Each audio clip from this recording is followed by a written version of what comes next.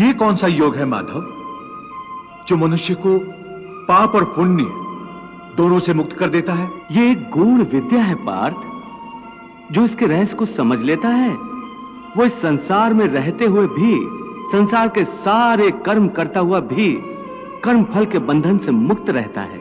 मेरी बुद्धि अभी तक इसको ग्रहण नहीं कर रही, क्योंकि तुम्हारी बुद्धि पर अभी तक आसक्ति का पर्दा पड़ा हुआ है। और जो निष्काम कर्मयोग मैं बता रहा हूं उसकी बुनियाद ही निरासक्ति के आधार पर रखी गई है। हे पार्थ, तुम कर्म कर सकते हो, कर्म करने का संकल्प कर सकते हो, परंतु इसका फल पाना तुम्हारे हाथों में नहीं है। हे मधुसूदन, मैं जिस काम का संकल्प करूंगा वो काम तो मैं करूंगा ही। जब भोजन करने का निश्चय करके बैठूंगा तो निवाला उठाकर मुंह में रखूंगा ही, तभी तो उसे खाऊंगा।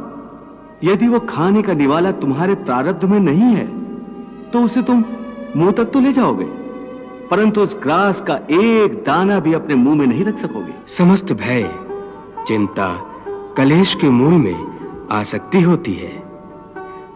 कर्मयोग फल की आसक्ति का त्याग करने को कहता है, अर्थात निष्काम होकर कर्म करने को कहता है।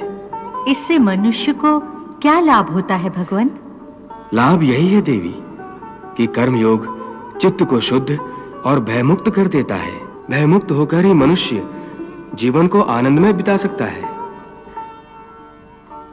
अर्जुन को प्रभु यही रहस्य समझा रहे हैं। सुख दुख, लाभ हानि, जय पराजय अथवा हार जीत को एक समान समझकर केवल इसलिए युद्ध करो क्योंकि इस समय युद्ध करना तेरा कर्तव्य है। और यदि इस मानसिक वृत्ति से इसे अपना धर्म समझकर युद्ध करोगे तो तुम्हें उसका पाप नहीं लगेगा। ये क्या कह रहे हो केशव कि युद्ध करके पाप नहीं लगेगा? युद्ध में तो इतनी हिंसा होगी, लाखों प्राणियों की हत्या होगी, फिर मनुष्य उसके पाप से कैसे बचेगा? यदि कोई भी कार्य निष्काम कर्म योग की रीत से किया जाए तो ना उसका पाप लगता है और ना उसका पुण्य मिलता है। निष्काम कर्मयोग? हाँ, निष्काम कर्म योग। ये कौन सा योग है माधव जो मनुष्य को पाप और पुण्य दोनों से मुक्त कर देता है?